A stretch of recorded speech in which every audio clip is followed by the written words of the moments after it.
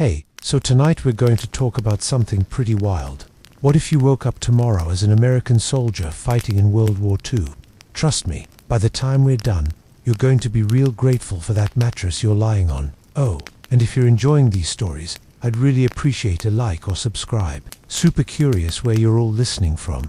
So, drop a comment with your location and what time it is there. Always blows my mind how people are falling asleep to this all asterisk over the world. Alright, find that cozy spot. Take a nice slow breath, and just let your body sink into whatever you're lying on. We're heading back to January 1945, into the frozen forests of eastern France. So, congratulations, you just woke up in eastern France. It's January 1945, and you're absolutely freezing. Not the kind of cold where you grab another blanket. I mean, bone deep, can't feel your toes, frozen eyelashes, cold. The first thing you notice is that you're sleeping on frozen ground. Not a asterisk mattress, not a cot, just dirt that's so frozen it might as well be concrete. You've got a single wool blanket that's stiff with ice around the edges, and it's dusted with a layer of fresh snow that fell while you managed those precious few minutes of sleep. You're wearing the same clothes you've had on for nearly 2 weeks now. Wool socks that haven't been dry since Christmas. Army-issue boots that are starting to separate at the seams. Layers of olive drab that smell like an asterisk mixture of sweat, dirt, and the slightly metallic scent of fear. There's a steel helmet beside you, and it's so cold that touching the metal with bare skin would be a mistake. The air smells like pine trees, gunpowder, and something else. Something vaguely sweet and horrible that you've sadly gotten used to. The smell of death. When you sit up, every muscle in your body screams in protest. Your back has been compressed against that frozen ground, your joints stiffed from the cold. Nearby you can hear the sounds of other asterisk men stirring in their foxholes. Someone coughs, someone else mutters a curse, someone prays. This is the Colmar pocket, one of the last German strongholds in France, and you, my friend, are a soldier in Company B of the 15th Infantry Regiment, 3rd Infantry Division of the United States Army. Just a few days ago, your company had over 100 men. Now, you're down to about 40. You've been fighting almost non-stop since landing in Italy nearly 2 years ago. The good news, you're still alive, which is better than a lot of asterisk guys can say. The bad news, the Germans are about to launch a massive counterattack, and you're right in their path. Look to your left. See that skinny kid checking his M1 carbine? That's Second Lieutenant Audie Murphy. He looks like he should still be in high school, doesn't he? Just 19 years old, barely 5'5", maybe 110 pounds. Soaking wet. You'd never guess it, but he's already the most decorated soldier in your company, with a Distinguished Service Cross, 2 silver stars, and 2 bronze stars. Asterisk, the guys call him Baby, because of his boyish face, but nobody makes that joke to his face anymore. Not after they saw what he did at Anzio, single-handedly taking out a German machine gun nest, or in France when he killed 2 snipers and another machine gun position all by himself. The guy's either incredibly brave or has a serious death wish, maybe both. Hey, he nods to you, his breath visible in the freezing air. Get some coffee if there's any left. Going to be a long day. You crawl out of your foxhole, your asterisk boots crunching on the snow. The forest around you is beautiful in a stark, deadly way. Tall pine trees, their branches heavy with snow. Morning mist hanging between the trunks. In the distance you can see the village of Holtz, via about a mile away across open fields German-held territory. The position you're holding isn't great. Your company is at the edge of a woods shaped like a U with open fields in front of you. There's a narrow road that leads from the woods to the village. The asterisk ground is so frozen that digging proper foxholes has been nearly impossible. Most guys have only managed to scrape out shallow depressions, just enough to get their bodies below ground level. You find your way to what passes for a mess area. It's just a slightly wider part of the forest, where some poor cook is trying to heat coffee over a tiny stove that gives off almost no heat. The coffee when you get it is barely warm and tastes like mud. But it's coffee, and the caffeine might keep you alert enough asterisk to stay alive. Germans are moving, says a sergeant, his face weathered and lined beyond his years. Scouts spotted activity in the village. Could be nothing, could be something. You take a sip of the terrible coffee and feel it hit your empty stomach. When was the last time you ate a real meal? You can't remember. The rations you've been living on are better than nothing, but they're not exactly home cooking. a small can of processed meat, some biscuits hard enough to break teeth, a asterisk chocolate bar that's frozen solid, and a few cigarettes. Breakfast of champions. The sun is starting to rise, casting long shadows through the trees. You hear the distant rumble of artillery, so constant that it's become like background noise. Your hands shake slightly, though whether from cold or fear, you're not sure anymore. Lieutenant Murphy is moving among the men, checking positions, offering words of encouragement. Despite his size and age, there's something about him that inspires confidence. Maybe it's the calm way he speaks, or the fact that he's survived so much already. When he looks at you, his eyes are older than his face. Keep your head down today, he tells you. Something feels off. Back at your foxhole, you check your gear. Your M1 Garand rifle is your most valuable possession. 8 rounds in the clip, the metal cold against your gloved hands. You have several more clips in your ammunition pouches. Your canteen is half full of water that's partially frozen. You have a first aid packet, a bayonet, and a few grenades. Not much to stake your life on, but it's all you've got. Around 200 p.m., everything changes. First, there's the sound. A rumbling that's different from artillery. It's mechanical, rhythmic, getting louder. Tank engines. They're coming. Someone shouts, and suddenly everyone is alert. Weapons ready. From the village of Holtz, emerging from the mist, you see them. 6 German tanks, massive metal beasts crawling across the snow-covered field toward your position. Behind them, moving in skirmish order, are German infantry, not just a few, hundreds of them. Someone near you whispers, "Jesus Christ, the odds are impossible. 40 of you against hundreds of them, plus tanks." Your company has nothing that can stop a German Panther tank. Nothing except the 2 M10 tank destroyers that have been supporting you. One is positioned on the road leading to the village, the other about 40 yards ahead toward Holt. Lieutenant Murphy is on the radio calling for artillery support. His voice is steady, but you can see the tension in his shoulders. This is bad. Really bad. The German artillery opens up, and the world becomes noise and chaos. Shells explode among the trees, sending splinters and shrapnel flying in all directions. You press yourself into your shallow foxhole, trying to become one with the frozen earth. When you dare to look up, you see one of your M10 tank destroyers get hit. There's a flash, an explosion, and the commander and gunner are just gone. The surviving crew abandons the burning vehicle and runs for the trees. The second M10 is firing continuously, trying to slow the German advance, but its shells are bouncing off the frontal armor of the Panthers. Then it tries to back up into the tree line for better cover, slides off the road and gets stuck in a drainage ditch. Its gun now useless. Lieutenant Murphy is shouting orders. Fall back to the secondary position.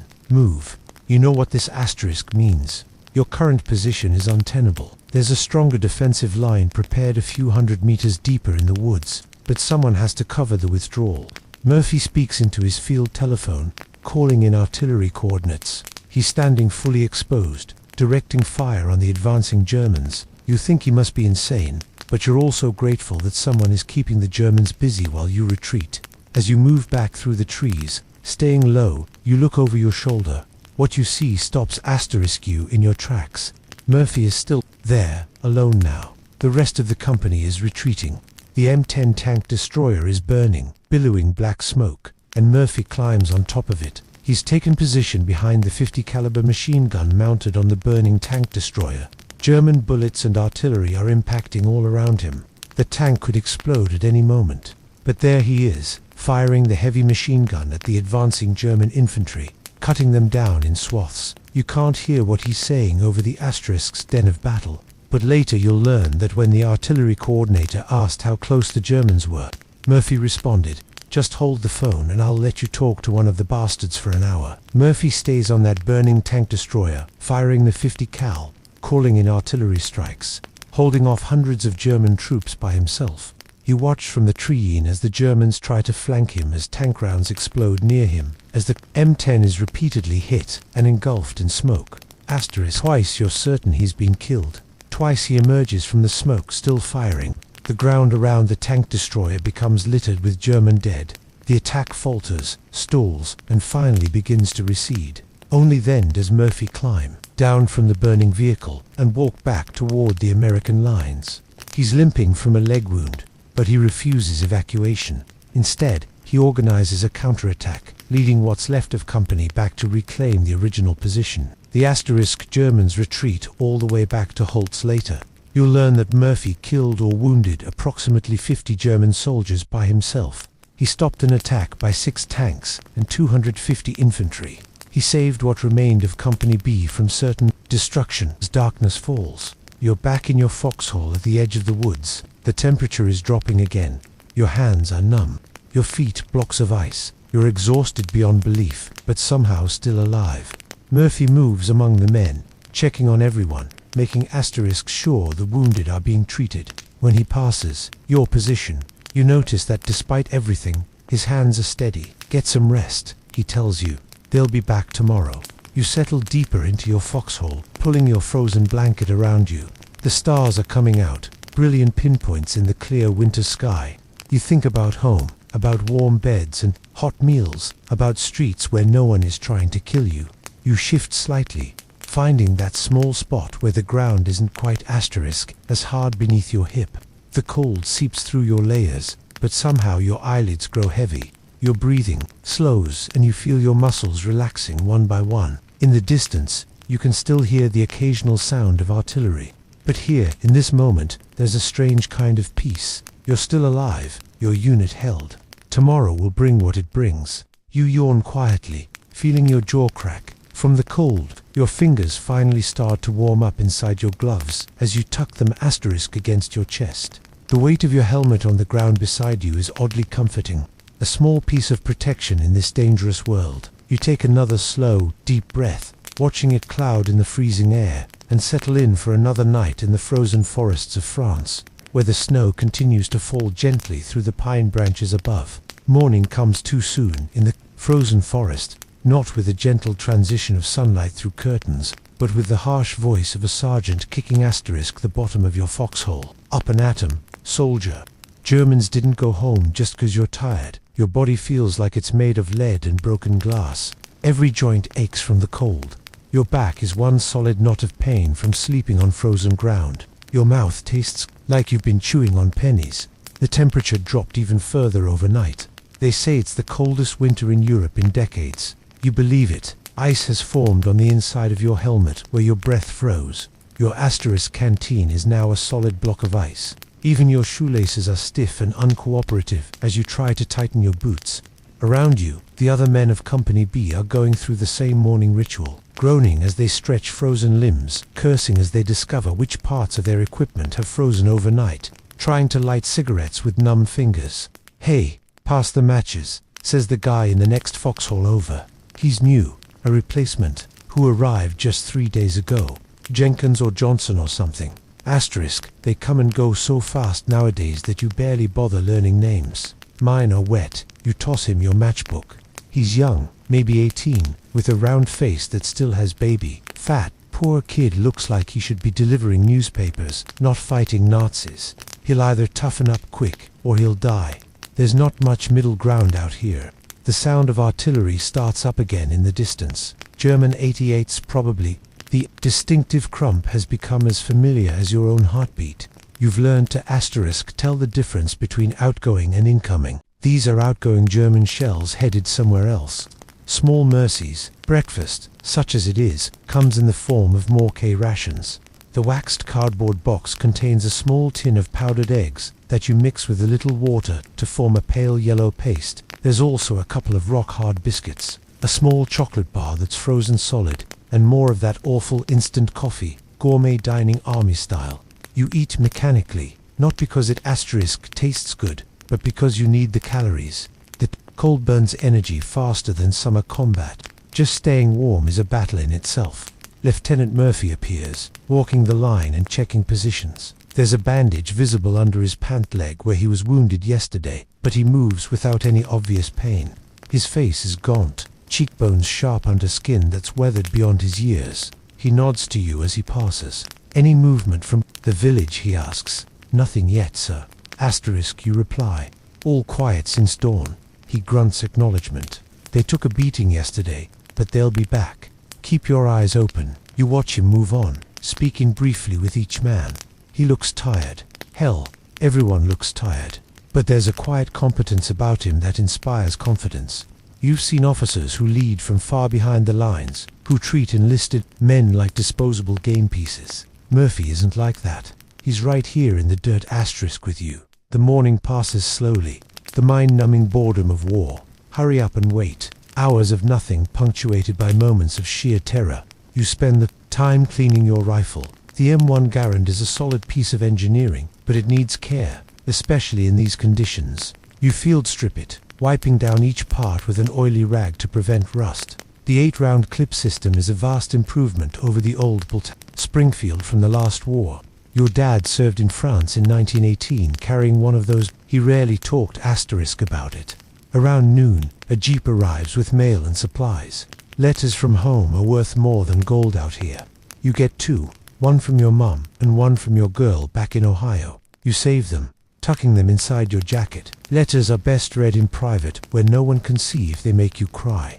There are also fresh socks, which might as well be Christmas presents. Nothing matters more in winter combat than keeping your feet dry. Trench shoot has taken more men out of action than German bullets. You change your socks asterisk immediately, massaging feeling back into your toes. They're pale and wrinkled, but not black. Yet, no frostbite. Another small mercy. Hey, says the kid who borrowed your matches. His name is Jenkins. You've confirmed.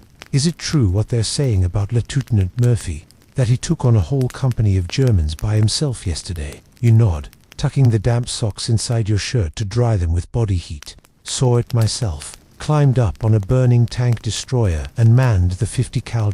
Asterisk, held off the entire German attack for an hour. Jenkins whistles. They'll give him a medal for that, won't they? Probably, if we live long enough for the brass to hear about it. It's not that you're trying to scare the kid, but out here, hope is a dangerous thing. Better to expect the worst and be pleasantly surprised than the other way around. After lunch, more Krachens this time, featuring a tin of processed meat product that might generously be called ham. You're assigned to a patrol. 6 asterisk men led by a staff sergeant named Barlow, tasked with checking the area to the north of your position for any sign of German movement. Moving through the snow-covered forest requires a specific kind of attention.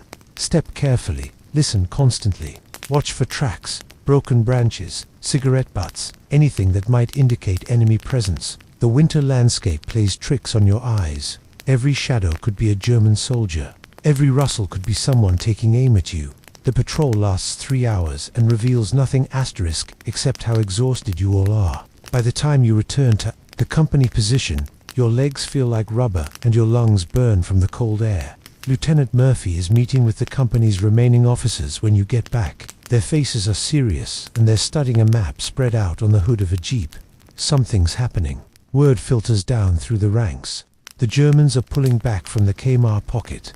Intelligence suggests they're redeploying forces to the east to counter the Russian advance. Your regiment is ordered to push forward tomorrow to maintain pressure and prevent any organized retreat. That night, you eat your dinner KR ration, sitting on the edge of your foxhole, watching the sunset paint the snow-covered landscape in shades of pink and gold. It would be beautiful if it weren't a battlefield. Jenkins sits nearby, writing a letter home by the last of the daylight. What do you tell them, you ask? Your folks. I mean, he shrugs. That I'm fine, that it's not so asterisk bad, that the food's good, and I'm making friends. He folds the paper carefully. What else can you say? They'd just worry more if they knew the truth. You nod. Your own letters home are filled with the same gentle lies. No point in telling them about the constant fear, the cold that never leaves your bones, the men who disappear in explosions of red mist. They're 1 second and gone the next. How do you end up here anyway? Jenkins asks. You volunteer or get drafted? Volunteered. December 41, right after asterisk Pearl Harbor. Seemed like the right thing to do. You chew on a piece of hard candy from your ration kit.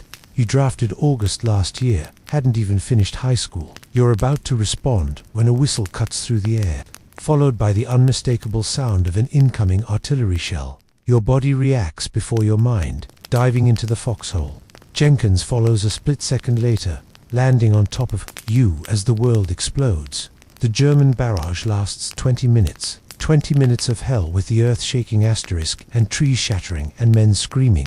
All you can do is press yourself into the dirt at the bottom of your foxhole and pray that the next shell doesn't have your name on it. When it finally stops, the silence is almost as shocking as the noise was. Your ears ring. Dirt and pine needles have somehow gotten inside your clothes, your mouth everywhere. You spit and blink, trying to clear your senses. You okay? You ask Jenkins, who's still half on top of you. He nods, his face pale in the growing asterisk darkness. Yeah, I think so. Slowly, carefully, you both peek over the edge of the foxhole. The forest has been transformed. Where there were once tall pines, there are now splintered stumps. Craters pockmark the snow. The air smells of cordite and burning wood. Voices call out in the gloom. Officers and NCOSs checking on their men. You hear Murphy's voice, somewhere to your left, calm and steady. Medic, we need a medic here. The cry comes from nearby. You and Jenkins scramble out of your foxhole and move asterisk toward the sound. In the adjacent position, 2 men are bent over a third. Even in the fading light, you can see that the ground around them is dark with blood. It's Barlow, the sergeant who led your patrol earlier. He's been hit with shrapnel, a jagged piece of metal protruding from his thigh. His face is grey with shock and pain. The medic arrives, pushing past you with his bag of supplies. Give me some space, fellas, and someone find me a goddamn light. No whine. You pull out your Zippo and flick it on, asterisk holding it steady so the medic can see. He cuts away Barlow's pant leg, revealing a wound that makes your stomach turn. The sergeant grits his teeth, refusing to cry out, even as the medic probes the injury. You're going to be okay, Sarge, the medic says, working quickly to clean and bandage the wound. This is your ticket home. Barlow shakes his head weakly. Can't leave my boys. Not your choice, I'm afraid. This needs surgery. 2 men arrive, with a stretcher, and they asterisk carefully load Barlow onto it. He reaches out and grabs your arm as they lift him. Keep an eye on the new kid, he says, nodding toward Jenkins. He's greener than grass. You nod.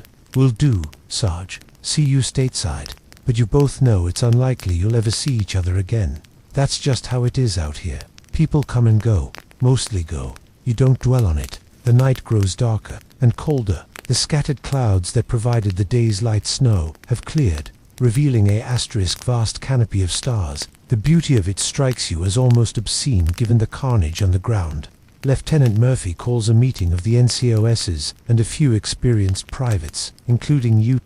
The German artillery barrage was likely a prelude to another attack. He explains, the enemy knows you're pushing forward tomorrow and wants to disrupt your preparations. Double the watch tonight, he orders. 2 men per position, 4-hour shifts. I want eyes on that village all night long. You're assigned the midnight to 4 a.m. watch with Jenkins. When the time comes, you settle into your foxhole together, rifle across your knees, eyes straining to pierce the darkness. The temperature has plummeted, and your breath forms small clouds in front of your face. How do you stand it? Jenkins whispers after about an hour of silence. The waiting, knowing they're out there, might be watching us right now. You consider the question, you just do. You focus on the next minute, the next hour. Don't think too far ahead. I'm asterisk scared. He admits all the time everyone is. Only liars and crazy people say they aren't afraid out here. The conversation drops off after that. The cold makes talking an effort. And anyway, you need to listen more than you need to chat. The night is alive with small sounds. The creak of frozen branches, the distant rumble of vehicles, the occasional pop of a flare illuminating the no man's land between your position and the village. Around 3 a.m., you spot movement at the edge of the woods. You tense, asterisk raising your rifle. But it's just a deer, a small doe, picking her way delicately through the snow. She freezes when she senses you, her large eyes reflecting the starlight. For a long moment, you stare at each other, two living things in a landscape of death. Then she turns and bounds away, white tail flashing in the darkness. When your watch ends, you wake the next shift and crawl back into your sleeping position. Despite the cold and discomfort, exhaustion claims you quickly. Your dreams are a jumbled mess, asterisk of home and war. Faces of friends, both living and dead. The sound of your mother's voice, mixed with the whistle of falling artillery. Dawn arrives with a thin grey light that does little to warm the frozen landscape. But there's a change in the air, a sense of anticipation. Today you move forward. Today you take the fight to the enemy. As you prepare your gear for the advance, Lieutenant Murphy passes by your position. He looks even more tired than yesterday, if that's possible, but his eyes are clear and asterisk focused. Ready? He asks simply. You nod, securing your helmet strap. Ready, sir? He clasps your shoulder briefly, the weight of his hand, solid and reassuring through your layers of clothing. We push to the village, clear any resistance, and keep going, one foot in front of the other. That's how we win this thing. The company forms up along the edge of the woods, facing the open field that leads to Hapitza. The morning fog is lifting, revealing the scars from yesterday's battle. The burned-out tank * destroyer. The dark forms of fallen German soldiers still lying in the snow. The churned earth from artillery impacts. You check your rifle one last time, making sure a round is chambered. Beside you, Jenkins is doing the same. His movements mechanical, face set in a mask of determination. He catches your eye and gives a small nod. He's terrified, but he'll move forward anyway. That's courage right there. The signal comes down the line. It's time. You take a deep breath of the cold air, feeling it fill your lungs. Your heart is pounding, but your hands are steady. You've done this before. You'll do it again. One foot in front of the other, like Murphy said. As you step out from the treine into the open field, the rising sun breaks through the clouds, illuminating the snow in a dazzling display of light. For just a moment, it's breathtakingly beautiful. Then you're moving forward, boots crunching through the frozen crust, rifle at the ready. You shift slightly, adjusting your weight as you walk. The rhythm of marching forces your muscles to warm up, to loosen. Your breathing falls into a steady pattern. In through the nose, out through the mouth, nice and easy. That's it. One step, and then another, moving toward whatever comes next. The morning light growing stronger with each passing minute. The village of Holzfear looms ahead. A cluster of stone buildings with red tile roofs, now partially covered with snow. Smoke rises from a few chimneys. It looks almost peaceful from a distance, like something from a Christmas card. It's hard to believe it's full of Germans trying to kill you. The advance across the open field is the most vulnerable part. 200 yards of exposure with nowhere to hide. Lieutenant Murphy has called in artillery support to suppress any German resistance, but artillery is never precise. The shells land with thunderous impacts, kicking up fountains of snow and dirt around the village perimeter. You move in short rushes. 5 men go forward, while others provide covering fire. Then another group moves up, leapfrogging toward the objective. The weight of your gear, rifle, ammunition, grenades, canteen, first aid kit, entrenching tool feels heavier with each step through the knee-deep snow. Halfway across, the Germans open up with machine gun fire. The distinctive rattle of the MG42, Hitler's buzzo, the men call it, cuts through the air. Bullets snap overhead and kick up snow around your feet. You dive forward, pressing yourself into a shallow depression in the ground. Contact front. Someone shouts unnecessarily, as if the bullets weren't announcement enough. Next to you, Jenkins is flat on his belly, eyes wide with fear. You've been here before, but this is his first time under direct fire. You can see the panic rising in him. Keep your head down, you tell him. When I say move, we go together. 3 o'clock direction toward that fallen tree. Got it. He nods, not trusting himself to speak. You wait for a pause in the firing, then tap his shoulder. Move. Both of you scramble up and sprint toward the fallen tree trunk about 15 yards away. The machine gun opens up again, but your moving target's now harder to hit. You slide into cover, behind the tree just as bullets thunk into the wood. Jenkins is breathing hard, more from fear than exertion. Jesus Christ, he gasps. You're okay, you tell him. Just keep moving forward. That's all you got to do. All along the line, the company is doing the same dance. Rush, take cover, provide suppressing fire for others. Rush again. It's agonizingly slow progress, but it's progress. Murphy is up ahead with the lead element, directing the advance. Even from a distance, you can pick him out not by his size, which is unimpressive, but by how he moves. Deliberate, focused. He points, gestures, and men respond instantly to his commands.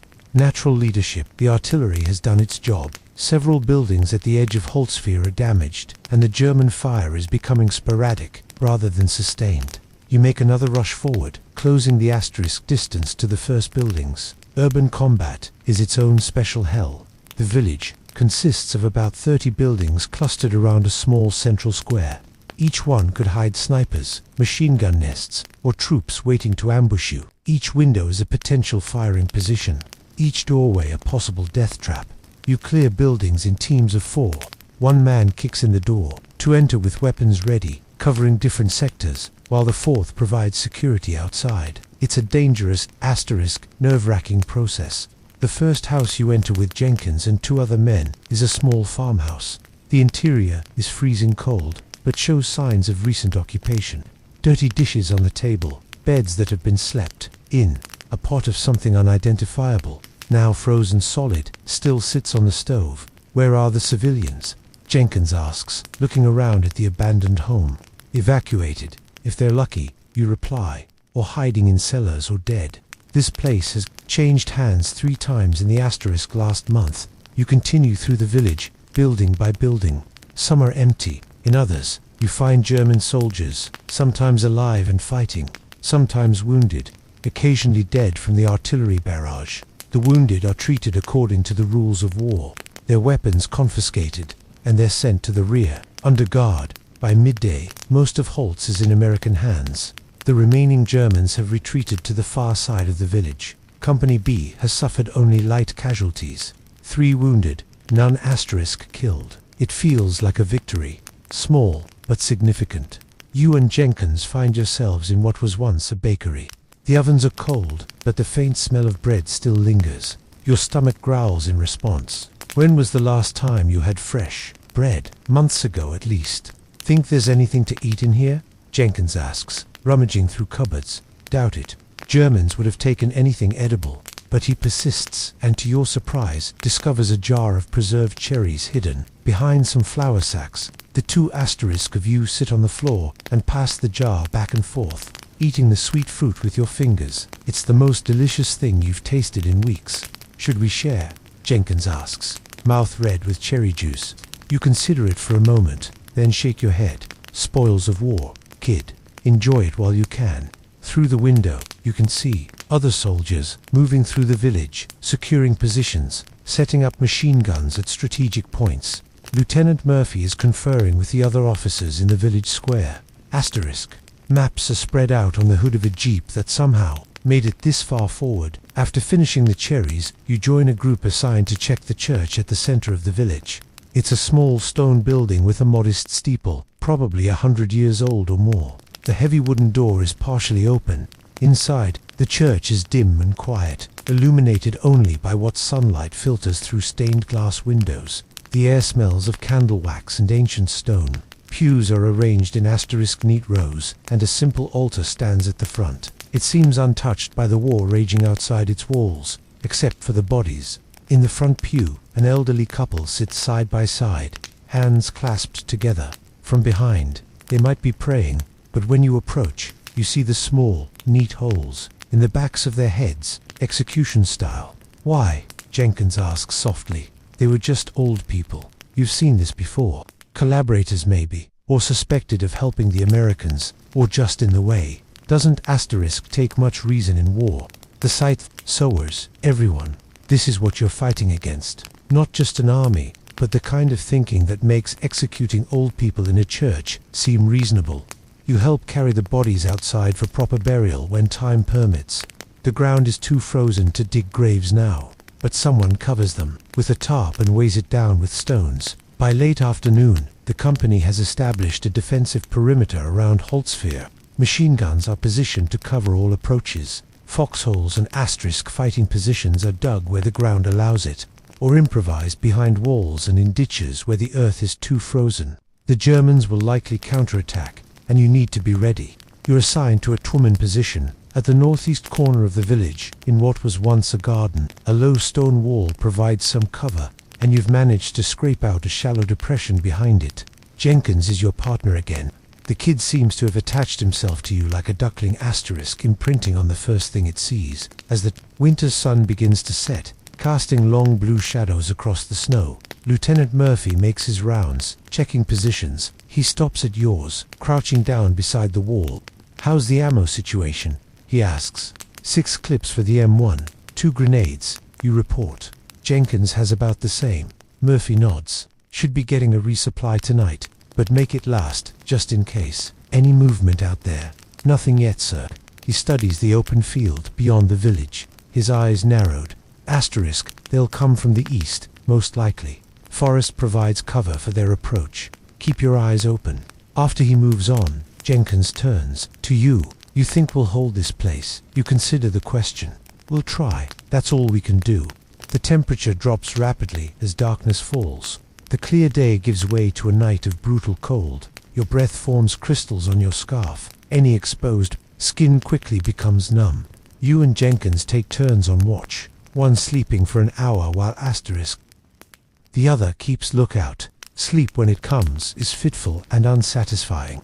You dream of warmth, of home, of a bed with actual sheets. You wake to Jenkins shaking your shoulder, his face ghostly in the moonlight. Your turn, he whispers. You sit up, stiff and aching. Every joint protests the movement. You're getting too old for this. You think, though, you're only 23. But it's not the years that age you in war. It's the miles, the endless walking, the carrying of heavy loads, the diving for cover, asterisk, the nights on frozen ground. Your body feels used up, worn out. Taking your position at the wall, you scan the darkness beyond. The moon is nearly full, casting enough light to see the field and the edge of the forest beyond. Nothing moves, except occasional swirls of snow blown by the wind. The silence is complete, broken only by the soft sounds of your own breathing. This is the hardest part of war.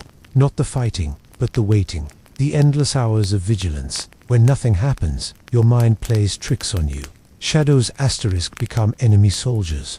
Wind sounds like whispered German commands. Fatigue makes your eyes see movement where there is none. During these quiet hours, thoughts of home are both comfort and torture. You think of your parents' house in Ohio, the smell of your mother's cooking, the sound of your father's laugh. You think of your girl Sarah and wonder if she's still waiting for you. Her letters say she is, but you've seen how war changes relationships. Distance stretches the bonds between people until asterisk sometimes they snap. A soft shuffle beside you indicates Jenkins has given up on sleep.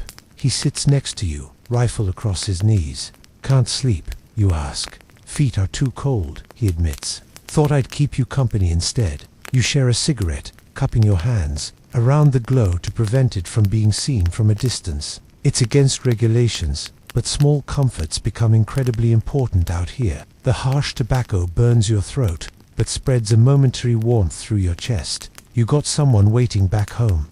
Jenkins asks, passing the cigarette back. Girl named Sarah. Been together since high school. You? He shakes his head. Nah, never had much luck with girls. Too shy, I guess. You'll find someone when you get back. Women love a man in uniform. If I get back, he says quietly. You don't offer false reassurances. You both know the odds. Instead, you change the subject. Tell me about your home. Where are you from? Little town in Pennsylvania. Coal mining country. My dad works in the mines. Wanted me to follow him, but I was hoping the army might give me a chance at something else. He laughs softly. Careful what you wish for, right? The conversation meanders through the night. Quiet voices in the darkness. You learn that Jenkins has 3 younger sisters, that he was captain of his high school baseball team, that he wanted to be a teacher someday. In return, you tell him about your life in Ohio, your job at the auto plant before the war, your plans to marry Sarah when you get home. These quiet exchanges of personal history serve a purpose beyond passing time. They forge bonds between soldiers, create a sense of shared humanity in the midst of inhumanity, and they remind you what you're fighting for. Not just abstract concepts like freedom or democracy, but the simple right to go home and live your life. Dawn comes with a change in the weather. Clouds move in, heavy and grey, and snow begins to fall. Not the light, dry snow of previous days, but wet, heavy flakes that quickly accumulate. Visibility decreases asterisk rapidly. I don't like this, you mutter, peering into the swirling whiteness. Perfect cover for an attack. As if summoned by your words, the sound of artillery fire erupts from beyond the forest. Shells whistle overhead and impact throughout the village with deafening explosions. You and Jenkins press yourselves into your shallow foxhole as debris rains down around you. The barrage continues for 20 minutes. systematic and thorough. The Germans are walking their artillery across the entire village, leaving few areas untouched. When it finally stops, there is a moment of eerie silence, broken only by the calls of wounded men and the crackle of fires that have started in several buildings. Here they come, you say, spotting movement at the forest edge. Dark figures emerging from the trees, advancing through the snow. A lot of them, at least a company's strength, maybe more. You fire your rifle at the approaching Germans, taking careful aim. The M1 bucks against your shoulder. You work the action, firing again and again until the clip is empty. The distinctive ping as it ejects signals you to reload. Jenkins is firing, too. His shots more hesitant, but finding targets nonetheless. All along the village perimeter, American weapons open up. The heavier chatter of 30 caliber machine guns joins the sharp crack of rifles. The Germans keep coming, using the snowfall as cover, moving in short rushes, just as you did during your own advance. An enemy machine gun opens up from somewhere to your right, its rounds snapping overhead and chipping the top asterisk of the stone wall. You duck lower, pulling Jenkins down with you. We need to relocate, you shout over the noise. That MG has our position. Staying low, you both move laterally along the wall, finding a new firing position where a fallen tree adds to your cover. The German advance continues despite mounting casualties. They're determined to retake Holtz. Through a break in the snowfall, you spot a German officer directing the attack. He's standing partially exposed, gesturing to his men. You take careful aim, control your breathing, and squeeze the trigger. He drops. The German advance falters momentarily, then continues with renewed intensity. A mortar round lands close, enough to shower you with dirt and snow. Your ears ring from the concussion. Jenkins looks at you with wide eyes, checking if you're hit. You give him a thumbs up, though you feel a warm trickle of blood from your left ear.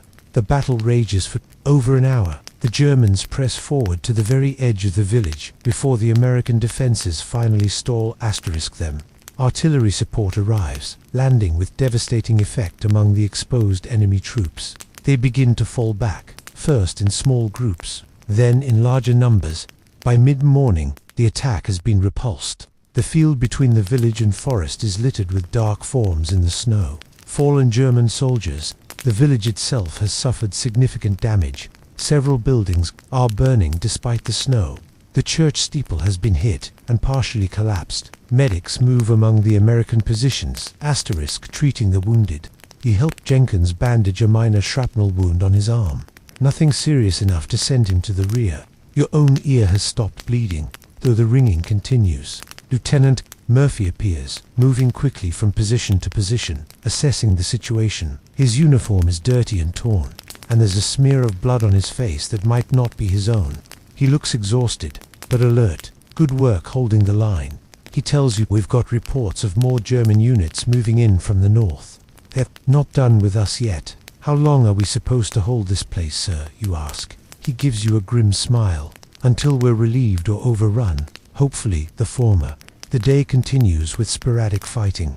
German snipers take shots at careless Americans who expose themselves. Random artillery shells land in the village, keeping everyone on edge. You and Jenkins take turns sleeping in 2-hour shifts.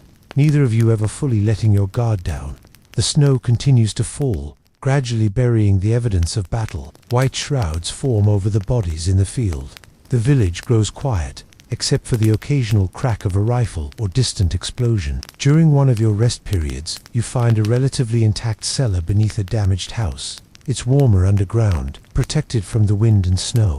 You and Jenkins create a small sanctuary there, hanging a blanket over the entrance to block the light from your single candle. In this tiny pocket of relative safety, you allow yourselves to relax slightly.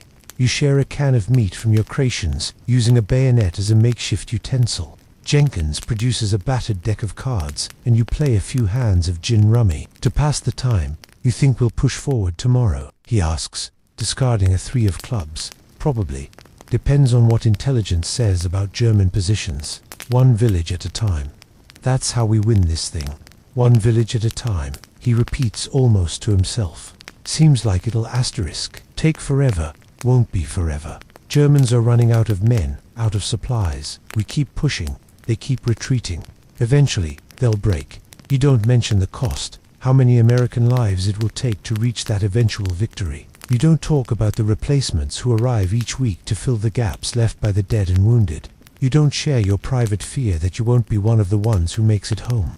When darkness falls completely, you return to your defensive position. The snow has stopped and the clouds have cleared, revealing a sky filled with stars. The temperature plummets again.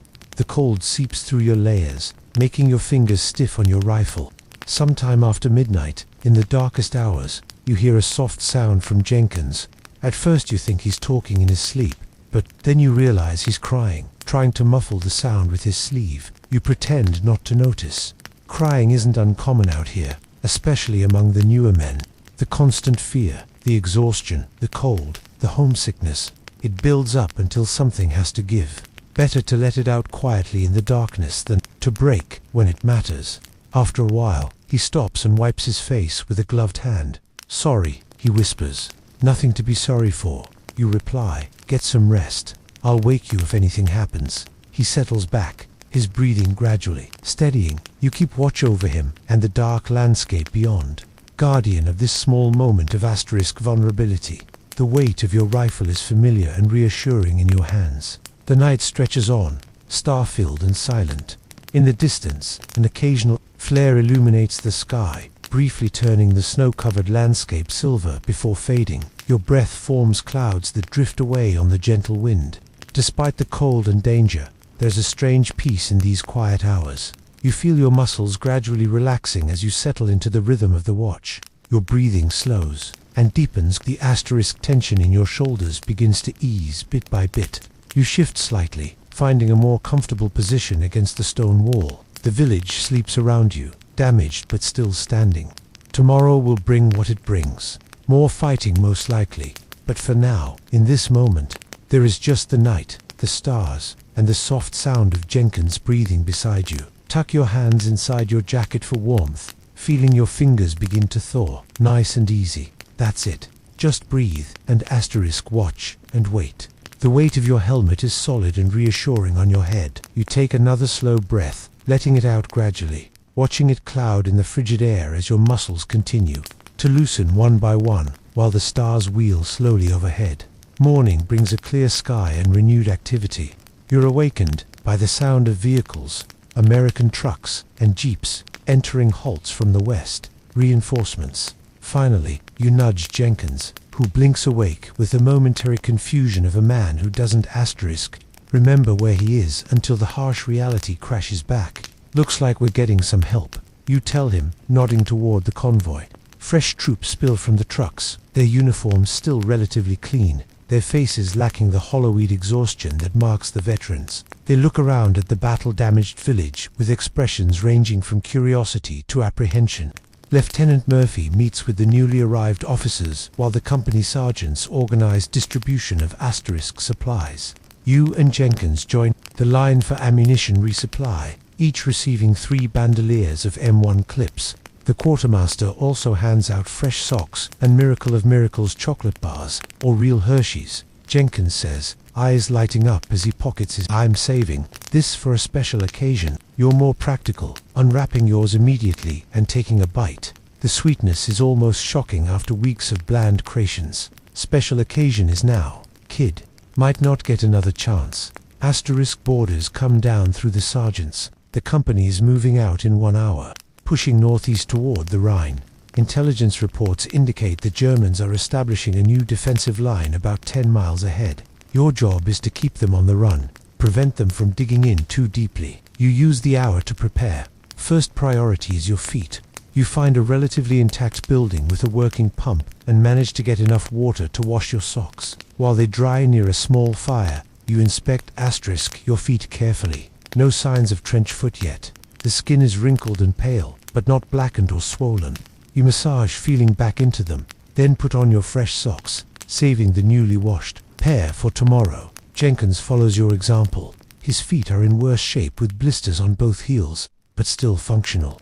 You show him how to apply strips of adhesive tape over the raw spots before putting on fresh socks. "Thanks," he says. "My dad always said take care of your feet and they'll take care of you." Smart man, your dad. The weapons come next. You break down your M1 Garand completely, cleaning each part with meticulous care. Sand, dirt, and moisture are the enemies of any firearm, and in combat, a jammed rifle means death. You reassemble it, work the action to make sure it's smooth, then load a fresh clip. By the time the order comes to move out, you're as ready as you'll ever be. Company B forms up on the northeastern edge of Holtz, with Lieutenant Murphy at the front. He looks better after a few hours of rest, some of the tension gone from his face. We're pushing to Yebsheim, he tells the assembled men, pointing to a spot on his map about 8 miles northeast. Germans are falling back, but they'll fight delay actions all the way. Stay alert, keep intervals between men, and watch the tree lines. The advance begins under a cold winter sun. The snowfall from yesterday has left about 6 in of fresh powder covering the battlefield. It's beautiful in a desolate way. The pure white broken only by tank tracks asterisk and the dark shapes of fallen soldiers that no one has had time to bury. Moving through snow is exhausting work. Each step requires lifting your boot clear and then plunging it down again. The constant resistance saps your strength hour by hour. The column moves slowly with scouts ranging ahead and to the flanks. Around midday, you reach a crossroads where a stone farmhouse stands alone amidst bare fields. The scouts report it appears abandoned, but Murphy takes no chances. He orders a squad to clear it asterisk, while the rest of the company provides covering fire. You watch as the squad approaches the building cautiously. They're using proper technique. 2 men covering the door while a third kicks it in. Then rapid entry, with weapons ready, but something feels wrong. The house is too quiet, too still. Your instinct proves correct when the windows suddenly fill with the muzzle flashes of German weapons. The farmhouse was a trap, a perfect ambush position covering the crossroads. 2 Americans go down asterisk immediately, caught in the open contact. Front, the call goes up as everyone drops to the snow, returning fire. The Germans have at least 1 machine gun inside the stone building, its distinctive sound cutting through the general cacophony. Lieutenant Murphy is already organizing the response, directing a light machine gun team to set up and provide suppressing fire. He calls for the bazooka team, knowing that the stone walls will provide excellent protection against rifle fire. The company medic, braving the German asterisk fire, crawls out to the fallen men. He manages to drag one back to safety, but the other is clearly beyond help, his blood a vivid crimson against the white snow. The bazooka team moves into position, taking aim at the farmhouse. The backblast sends up a cloud of snow as the rocket launches with a whoosh. It strikes the building with a thunderous impact, blowing a hole in the wall. A second rocket follows, then a third. After the last explosion, there's a moment of silence. Then white fabric asterisk appears in one of the shattered windows, a surrender flag. 4 German soldiers emerge slowly, hands raised. They're young, not much older than Jenkins, with the gaunt faces of men who've been on short rations for too long. Their uniforms are worn and patched, lacking the quality of earlier German equipment as they're searched and disarmed. One of them speaks halting English. "War is over for us," he says, not meeting your eyes. Better to live. You feel no hatred for these men, just a asterisk weary recognition.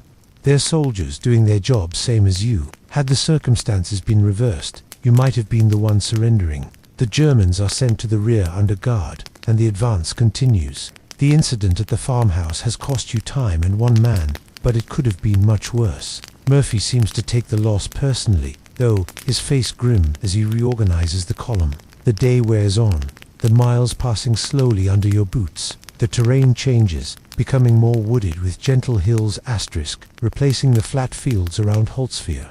Each patch of forest, each hill crest presents a potential ambush site, and the company moves with increasing caution.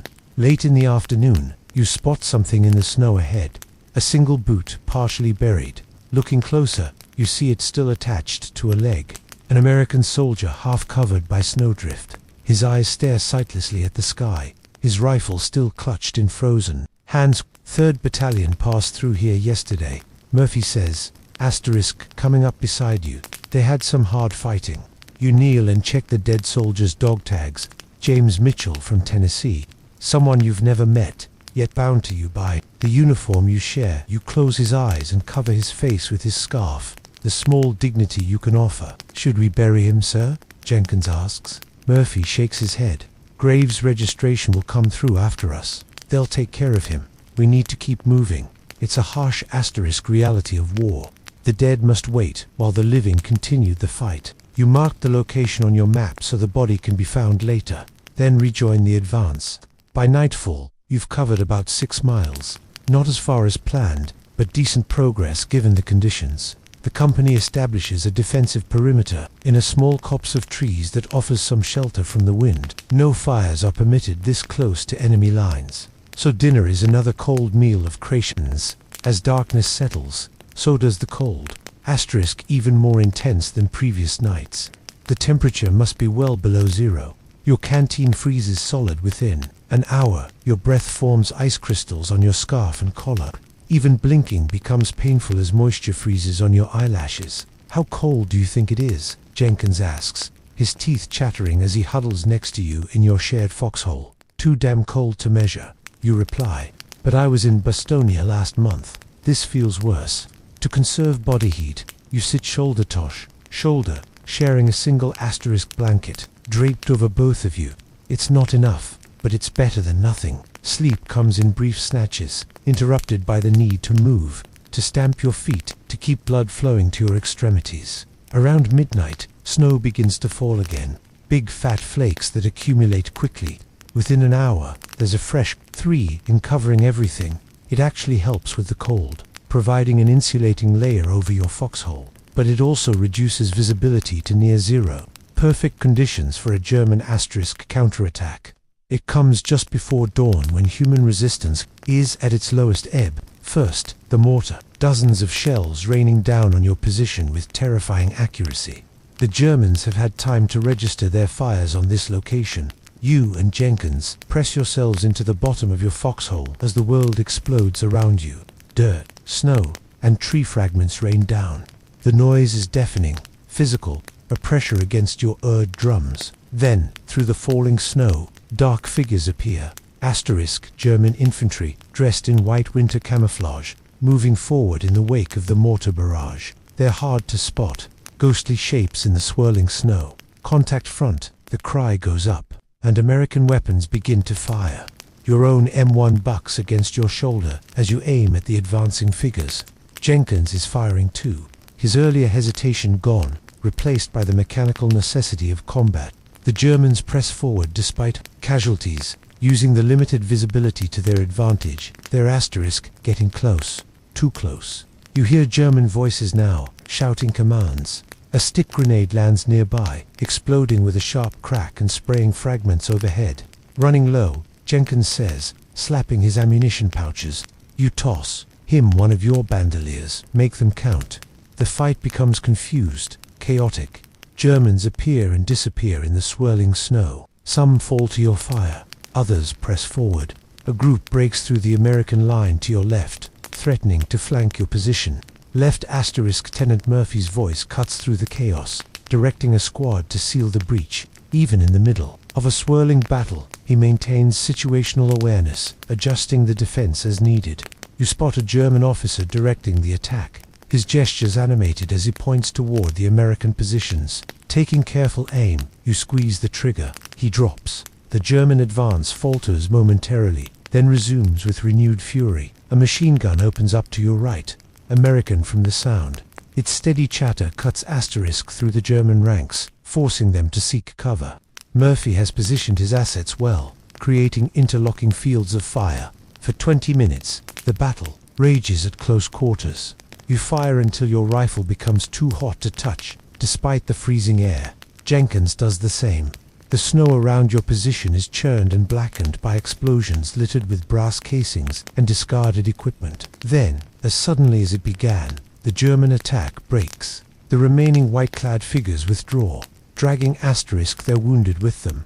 They fade into the swirling snow like ghosts, leaving only their dead behind. In the sudden quiet, you can hear wounded men calling for medics, both American and German voices united in pain if nothing else. The company medics move forward, treating the injured regardless of uniform. Jenkins slumps back against the side of the foxhole, his face streaked with dirt and powder residue. That was close, he says, voice shaking slightly. Too close, you agree. Checking your ammunition.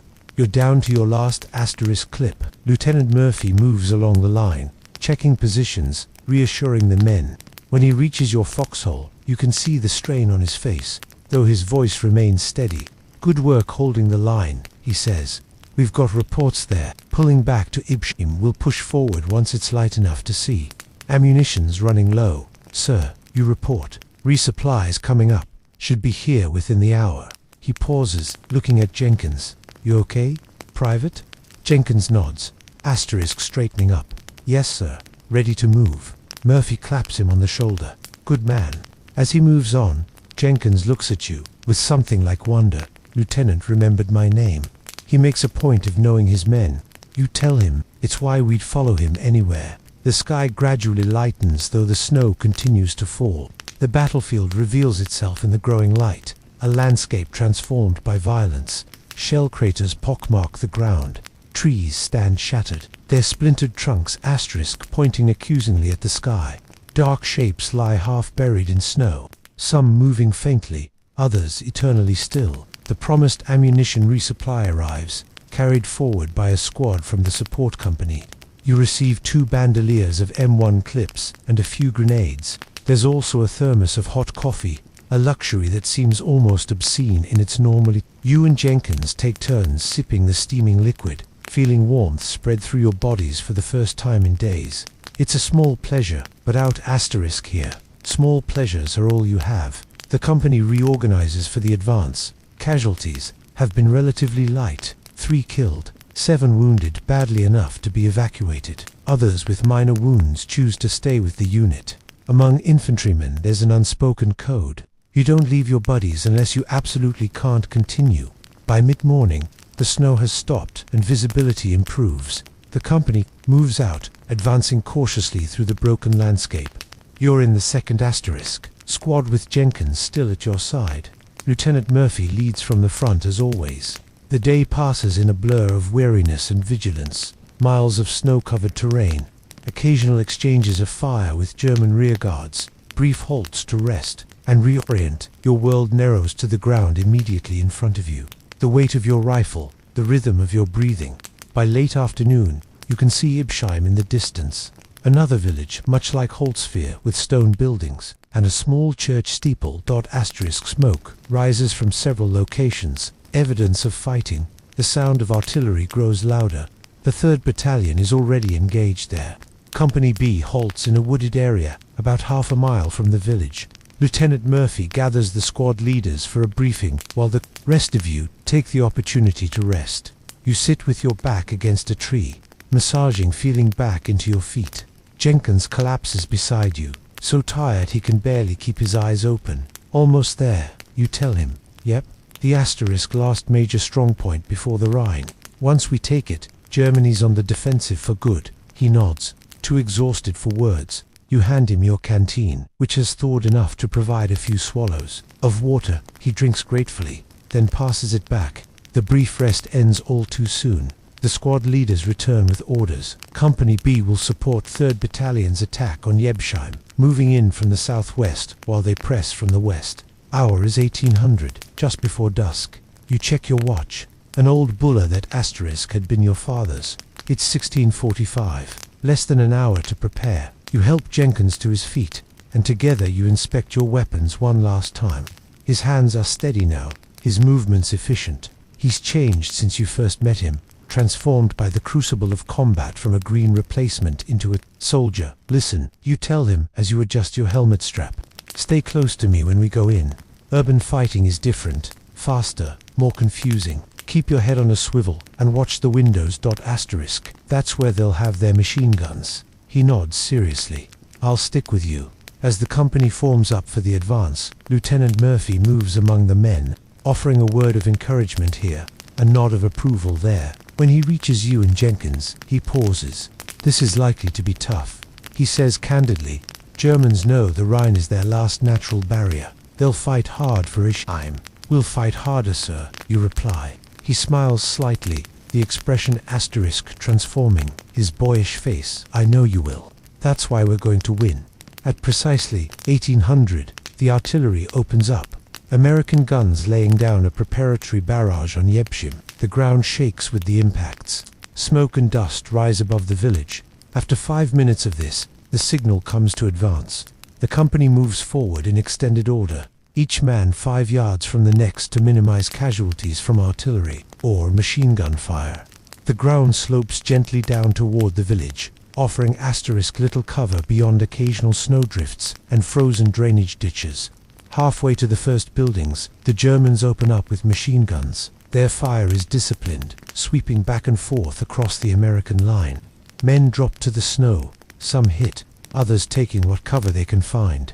You and Jenkins dive into a shallow ditch, pressing yourselves into the frozen earth. Crawl forward, you shout over the noise. Use the ditch for cover. Together, you begin to move, elbows and knees digging into the hard ground. Rifles held above the snow. It's slow, exhausting progress, but it keeps you alive. Others are doing the same all along the line, inching toward the village under heavy fire. Lieutenant Murphy is directing a machine gun team to set up and provide covering fire. He seems to have no concern for his own safety, moving from position to position, completely exposed at times. You've seen this before. His apparent disregard for danger that borders on recklessness, but is actually calculated risk-taking. The sun is setting now, the light fading rapidly. In the growing darkness, muzzle flashes stand out starkly against the buildings of Yebshim. The American advance continues, relentless despite casualties. This is what infantry does. It absorbs losses and keeps moving forward. You reach the outskirts of the village as full darkness falls. The first buildings loom ahead, their windows dark and ominous. Street fighting is about to begin, the most dangerous kind of combat where death can come from any direction. Lieutenant Murphy gathers a group of men, including you and Jenkins. We need to clear these buildings one by one, he says, his voice calm despite the bullets snapping overhead. Form in teams, standard procedure. I'll take the first house. Davis, you're with me. Johnson and Williams, you too. You feel a moment of relief that you and Jenkins aren't in the first team, followed immediately by shame at the thought. Murphy catches your eye and there's understanding there. He knows. He's felt the same fear, the same relief, the same shame. Second team follows 1 minute after we enter. He continues. That's you, Richards. Take Jenkins, Miller, and Thompson. Clear the building to the right of ours. You nod, accepting the responsibility. Yes, sir. Murphy checks his watch. Synchronize now. We go in exactly 3 minutes. Those 3 minutes stretch endlessly as you prepare. You explain the procedure to Jenkins again, making sure he understands his role. Second man in covering the left side of each room, while you take the right. Miller and Thompson will secure the rear and provide backup. Remember, speed and violence of action. You tell him, move fast, shoot first, ask questions later. Anyone inside is assumed hostile until proven otherwise. His face is pale in the darkness, but his jaw is set with determination. I'm ready. At the designated time, Murphy's team moves forward. They approach the first building, a 2-story stone house with shuttered windows. Murphy signals and Davis kicks in the door. They enter rapidly, weapons at the ready. The sound of gunfire erupts from inside almost immediately. You count the seconds, then signal your own team forward. The next building is similar. Possibly a small shop with living quarters above its door is already partially open, which puts you instantly on alert. Could be a trap. Drawing a grenade from your belt, you pull the pin and toss it through the doorway. The explosion is deafening in the confined space. Before the dust settles, you're through the door. Jenkins right behind you. The front room is empty except for scattered furniture and the debris from your grenade. You move quickly to the next room, covering the right side as Jenkins takes the left. It's a kitchen, also empty, though a pot still sits on the cold stove. Miller and Thompson secure the ground floor while you and Jenkins head upstairs, moving carefully on the creaking wooden steps. At the top is a small landing with doors leading to what must be bedrooms. The first room is empty. The second contains an elderly German couple huddled together on a bed, terrified by the sounds of battle and your violent entry. You lower your rifle slightly. Nish Shin, the old man pleads. Don't shoot. We in Zilliston. His wife adds, we are civilians. You use your limited German to tell them to stay put. that you're not here to harm non-combatants. They nod vigorously, clearly willing to agree to anything that keeps them alive. The rest of the house proves empty of any military threat. You station Thompson to watch the civilians, while the rest of you continue clearing the building, checking closets, under beds, anywhere a soldier might hide. Outside, the sounds of battle continue. House by house, building by building, the village is being cleared. It's slow, dangerous work. Occasionally, the night is split by the sound of grenades or the longer bursts of automatic weapons fire. Flares illuminate the scene sporadically, casting harsh white light and deep shadows that make the familiar strange and threatening. After clearing your assigned building, you regroup outside. Murphy's team has secured their objective as well, though Davis has a minor wound from flying debris. We keep moving, Murphy orders. Next block of buildings, same teams, and so it goes through the long night. The pattern repeats. Approach, enter, clear, secure. Some buildings are empty. Others contain civilians, terrified and cowering. A few hold German soldiers who either fight to the death or surrender when they realize their position is hopeless. By dawn, about half of Yebsheim is in American hands. The Germans still hold the northern section centered around the church. They've established a strong defensive position there with machine guns covering the approaches and snipers in the bell tower. Your team has been fortunate so far, suffering no casualties despite several close calls. Jenkins has performed well, his initial nervousness replaced by a focused determination. You find yourself proud of him, of how far he's come in just a few days. As the sky lightens, revealing a clear winter day, Lieutenant Murphy calls a halt to allow the men to rest and resupply. The company establishes a temporary command post in a relatively intact building near the center of the secured area. Ammunition is distributed, the wounded are treated, and cold rations are consumed with the mechanical actions of men too tired to even taste what they're eating. You find a corner to sit in, your back against a wall, rifle across your knees. Jenkins joins you, his face stir with dirt and sweat despite the cold. He offers you a cigarette, and you accept gratefully, cupping your hands around the match flame. How long do you think it'll take to clear the rest? He asks, gesturing toward the northern part of the village, where occasional shots still ring out. You exhale a stream of smoke, considering another day, maybe two. Depends on how stubborn they are. He nods, looking thoughtful. And after that, we keep going all the way to Berlin if that's what it takes. The conversation drops off as exhaustion claims you both. You don't quite sleep. That would be dangerous even here. But you drift in a twilight state, aware of your surroundings but detached from them. Your muscles gradually relax one by one, the tension of combat seeping away for these few precious moments of rest. Jenkins's head droops against your shoulder, his breathing deepening. You let him sleep, keeping watch with half-littered eyes around.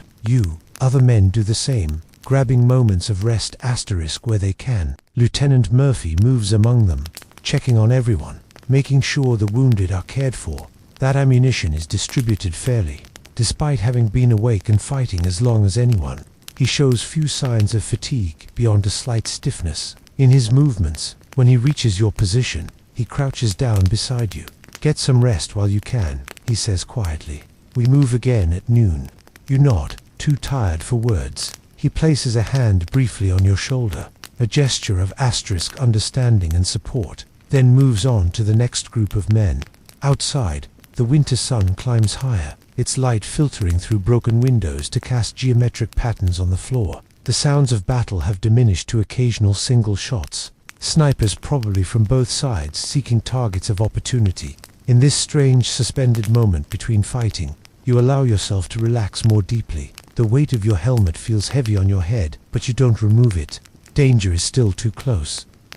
Your eyelids droop, despite your best efforts to stay alert. Your breathing slows, matching rhythm with Jenkins beside you. The wall at your back is cold but solid, a small piece of stability in a world gone mad. You shift slightly, finding a more comfortable position as your muscles continue to loosen. Just a little rest, you tell yourself, just enough to be ready for what comes. Next, through the broken window, you can see a patch of blue sky, startlingly bright and peaceful. It reminds you of home, of summer days that seemed to stretch forever, of a time before war consumed your world. You take a slow, deep breath, savoring the memory and the momentary peace. Your rifle lies across your knees, its weight familiar and oddly comforting. Your hands rest on it lightly, ready to bring it up at the first sign of danger. But for now, just for these few precious moments, you allow yourself to drift in the borderland between wakefulness and sleep, your body gradually surrendering to exhaustion while some small part of your mind remains vigilant. The too brief rest ends with Lieutenant Murphy's voice cutting through your half-sleep. "Saddle up, we're moving out." You blink away the fog of exhaustion and nudge Jenkins, who wakes with a startled expression, momentarily forgetting where he is. Reality crashes back quickly enough. "Time to go," you tell him. Outside, the winter sun is high in a clear blue sky. The temperature has risen slightly, turning the snow wet and heavy underfoot. The sounds of fighting have intensified again, mostly from the northern section of Yebsheim around the church. The plan, as Murphy explains it, is simple but dangerous. Company B will advance through the narrow streets toward the church square, clearing buildings as they go. The Germans have established their main defensive position there, with machine guns and snipers covering all approaches. Intelligence says they've got about a company's strength dug in around the church. Murphy tells the assembled squad leaders they are well supplied and determined to hold. This is going to be house to house, street fighting all the way. You check your gear one last time. Full ammunition pouches, grenades on your belt, canteen refilled with water that tastes strongly, of iodine purification tablets, crations stuffed in your pockets, rifle cleaned and oiled despite your exhaustion. Jenkins does the same beside you, his movements now almost as practiced as your own. He's a quick learner, adaptable. If he survives this war, he'll do well in whatever comes after. The advance begins at 1300 hours, with Company B moving up the main street toward the church square. The Germans have had time to prepare their defenses, and they've done so expertly. Every intersection is covered by machine gun fire. Snipers occupy upper floors of buildings, targeting anyone who exposes themselves for more than a few seconds. Progress is painfully slow. You move from doorway to doorway, from building to building, always in danger, always alert. The Germans contest every foot of ground with fanatical determination.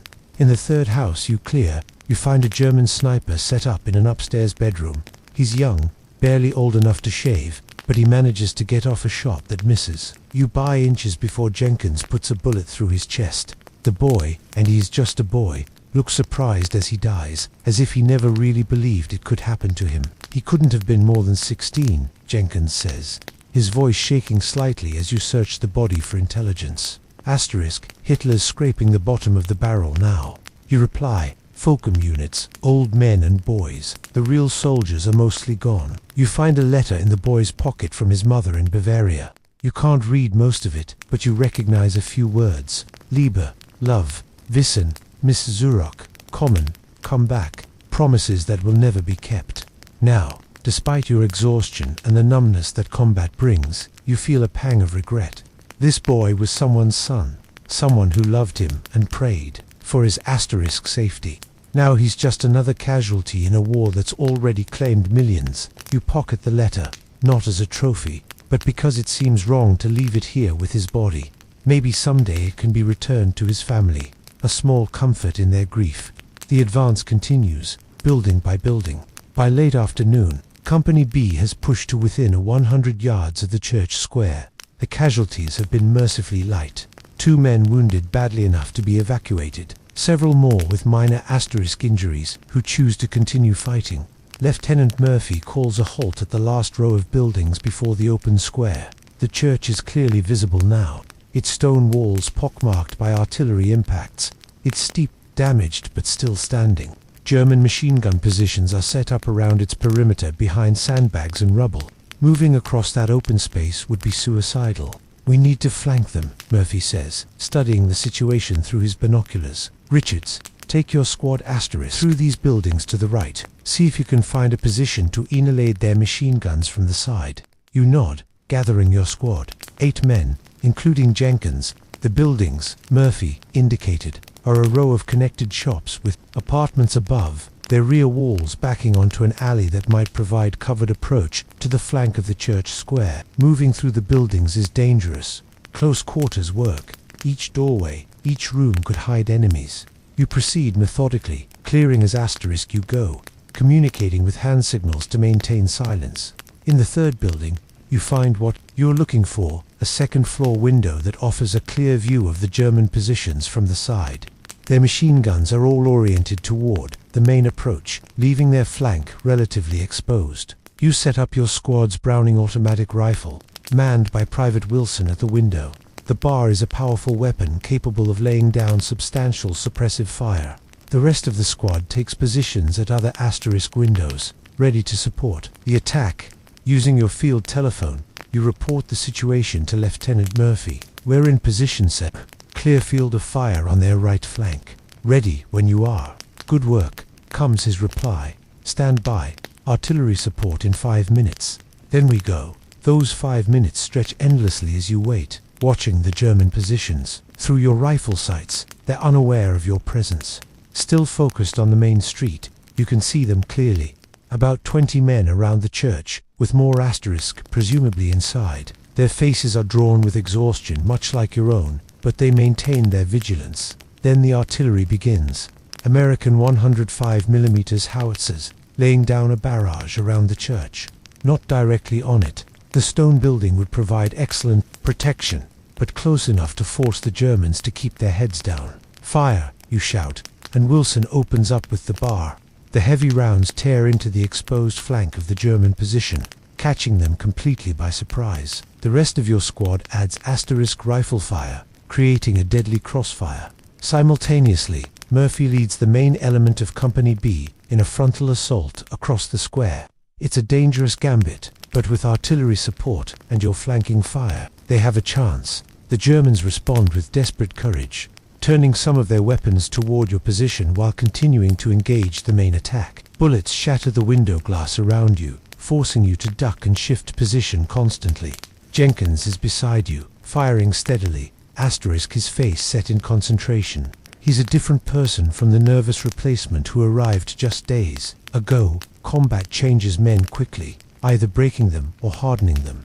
Jenkins has hardened. The battle for the church square lasts 20 minutes.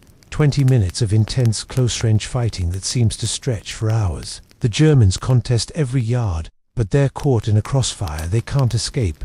One by one, their positions are overrun or silenced. When it's over, the square is in asterisk American hands. The few surviving Germans retreat northward or surrender. The cost has been high. 4 men from Company B killed, another dozen wounded, but Jepsheim's church square, the last major German strongpoint, has fallen. You lead your squad down to join the main element. The church itself still needs to be cleared. There could be Germans inside, using it as a last redoubt. Lieutenant Murphy organizes a team to enter, choosing you to lead it. Take 4 men, he orders. Go in fast and asterisk thorough. Watch for booby traps. You select Jenkins and 3 others. The heavy wooden door of the church is partially destroyed by artillery. You approach cautiously, watching for movement for any sign of defenders. Grenades first, you instruct. 2 men toss fragmentation grenades through the doorway. The explosions echo inside the stone building, followed by silence. Go, you command, and the team rushes through the doorway, weapons ready. The interior of the church is a scene of destruction and sacrilege. Pews asterisk overturned to form barricades. The altar used as a machine gun position. Ammunition boxes stacked in front of religious statues. Windows shattered. The colorful stained glass lying in shards across the stone floor. But there are no defenders, only the dead. 3 German soldiers lie among the debris, victims of the grenades or earlier artillery. The rest have fled or surrendered. As you clear the bell tower, a dangerous climb up narrow winding stairs, you reflect on the irony of fighting and dying in a house of God. The Germans had asterisk turned this sacred space into a fortress, and you've turned it back into a carol house. Such is the nature of war. It corrupts everything it touches. From the top of the tower, you can see the entire village and the surrounding countryside. To the north, the last German units are retreating toward the Rhine, harried by American artillery. To the south and west, the American forces are consolidating their gains, setting up defensive positions, treating the wounded. The Rhine itself is visible in the asterisk distance, a silver ribbon cutting through the winter landscape. Beyond it lies Germany proper, the enemy's homeland. The war is far from over, but the momentum has shifted irrevocably. The Germans are on the defensive now, fighting for their own soil rather than occupied territories. You descend to report to Lieutenant Murphy. Church is clear, sir. Good observation point from the tower. He nods, studying his map. Good work. Get your men some rest. We'll hold here tonight. Push on toward the Rhine, tomorrow. The remainder of the day passes in the mundane tasks that fill the intervals between fighting. Ammunition is redistributed. The wounded are evacuated. Defensive positions are established in case of counterattack. Rations are consumed without enthusiasm, but with the knowledge that they're necessary fuel. As darkness falls, the temperature drops again, though not as severely as previous nights. You find shelter in a partially damaged house near the church square. The roof has a hole from artillery fire, but the walls are intact, and there's a fireplace where a small, carefully shielded fire provides welcome warmth. Jenkins sits beside you, cleaning his rifle with mechanical precision. His face in the firelight looks older, the boyishness fading under the stresses of combat and constant vigilance. "Do you think we'll make it?" he asks suddenly. "All the way, to the end? I mean," you consider the question, poking at the fire with a stick. "Some of us will, some won't. That's just how it is. Those asterisks aren't great odds. Better than they were a year ago. Germans are running out of everything. Men, materials, time. They're fighting on their home ground now, which makes them dangerous. But they can't win. They know it. We know it. It's just a matter of how long it takes, and how many more have to die before they accept it." He nods, reassembling his rifle with practiced movements.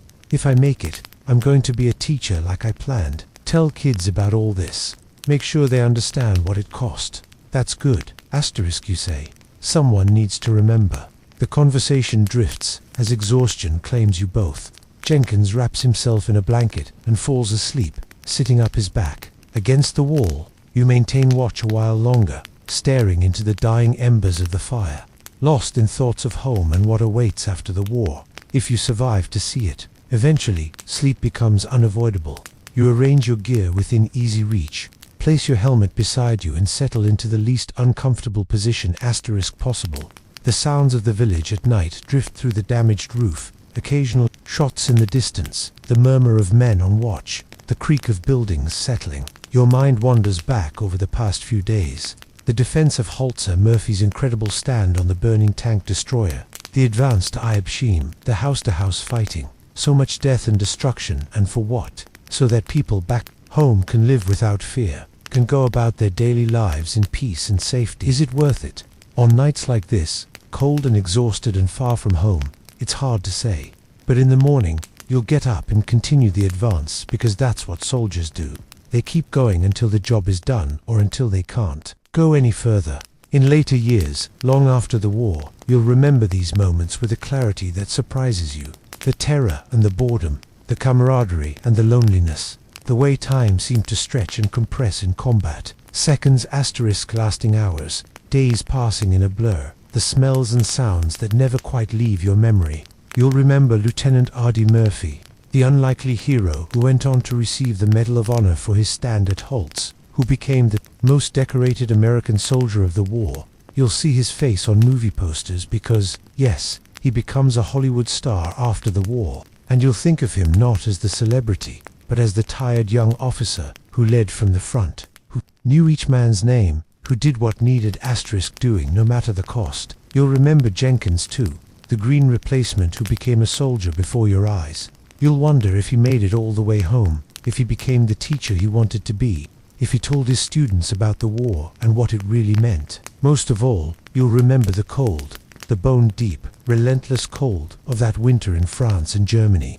The way it seeped into everything, made every task harder, every wound more painful, every moment of rest less restful. In the depths of January nights, decades later, you'll wake up reaching for a blanket that was never adequate, shivering with a phantom chill. But that's all in the future. For now, there is only this moment. A damaged house in a captured village, a dying fire, the sound of Jenkins breathing nearby, and the weight of your rifle within reach.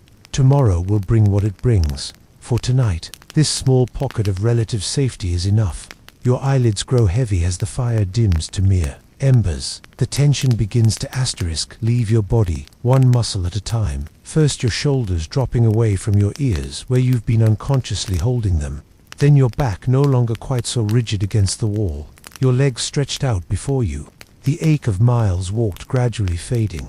Your breathing slows, deepens in through the nose, out through the mouth. The rhythm of it becomes almost hypnotic, lulling you further towards sleep. The sounds around you, Jenkins's soft snoring, the occasional pop from the cooling fire. The distant noises of the village begin to blur together, forming a backdrop that's strangely comforting in its familiarity. The weight of your body seems to increase, pressing you more firmly against the floor. It's not uncomfortable, just heavy, as if gravity has intensified. Your arms and legs feel pleasantly weighted, difficult to move, though you have no desire to do so. Your mind, which has been racing with tactical concerns and memories of home, begins to quiet. Thoughts still come, but they're slower now, less urgent. They drift past like leaves on a stream, requiring no action, no response, just observations to be noted and released. The cold that has been your constant companion for weeks seems less intrusive now. There's a warmth spreading from your core outward, reaching your limbs, your fingers and toes. Not the intense heat of a summer day, but the gentle warmth of a body at rest, conserving energy, preparing for sleep. Your heartbeat, which spikes with every explosion, every moment of danger, has settled into a steady, slower rhythm. Thump, thump, thump, thump. The most fundamental percussion, the baseline of existence. Thump, thump, thump, thump. Reliable, constant, soothing. The lines between wakefulness and sleep begin to blur. Your awareness of your surroundings fades gradually, replaced by a floating sensation, as if you're drifting gently on a calm sea. The hard floor beneath you seems to soften to cradle your body rather than resist it. Images form behind your closed eyelids. Not the sharp, intrusive flashbacks of combat, but softer scenes. Home, family, peaceful moments before the war. They don't demand attention or provoke emotion. They simply exist, comforting in their familiarity. The weight of your helmet beside you, the presence of your rifle within reach, the knowledge that others stand watch while you rest, all combined to create a bubble of security, however temporary, however illusory. For this moment at least, you are safe. You can surrender to sleep. And so you do, slipping deeper into that velvet darkness where the war cannot follow, where there are no artillery barges, no machine gun fire, no frozen foxholes or desperate advances. Just stillness and peace, and the blessed absence of fear. Your breathing has become so slow and regular now, each exhalation slightly longer than the one before. Your body feels wonderfully heavy, deliciously immobile. Even your thoughts have slowed to a trickle, then to occasional drops, and finally, to nothing at all. In this moment, suspended between wakefulness, and dreams, there is perfect peace, no past to regret, no future to fear. Just now, just this, just the gentle flow of breath, and the steady beat of your heart, and the comforting weight of exhaustion, finally claiming its due. Sleep comes not as a dramatic plunge, but as a gradual submersion, a sinking into depths that welcome and enfold you.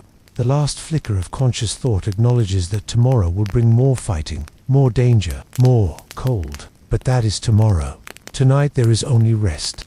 Deep, complete healing rest. And as you drift into that final surrender, one last image forms, not of war, but of home, of peace, of a world where young men don't huddle in frozen foxholes or clear, shattered villages, house by house, a world worth fighting for, worth surviving for. Sleep now, soldier, sleep deeply and without dreams. The watch is kept, the perimeter is secure. Tomorrow's burdens will wait for tomorrow's strength. Tonight, there is only this perfect stillness, this complete release, this blessed descent into the healing dark.